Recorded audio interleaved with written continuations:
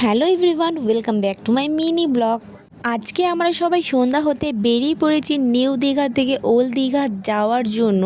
আমরা সবাই আজকে পায়ে হেঁটেই যাব, তার জন্য তাড়াতাড়ি বেরিয়ে পড়েছি। অনেকটা দূর হাঁটার পর আমরা সমুদ্রের ধারে বসে পড়েছি ঠান্ডা হাওয়ার ফিল নিতে।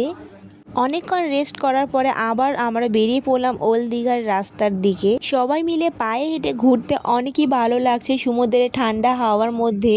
আমরা ভাবতে পারিনি যে এত রাতে সমুদ্রের ধারে এত লোকজন হাঁটাচলা করবে। হাঁটতে হাঁটতে হঠাৎ করে চোখে পড়লো অক্টোপাস। আমি সামনে থেকে এই প্রথমবার অক্টোপাস দেখলাম। এখানে যেমন অক্টোপাস রয়েছে তেমনি সামুদ্রিক মাছ অনেক ধরনের রয়েছে।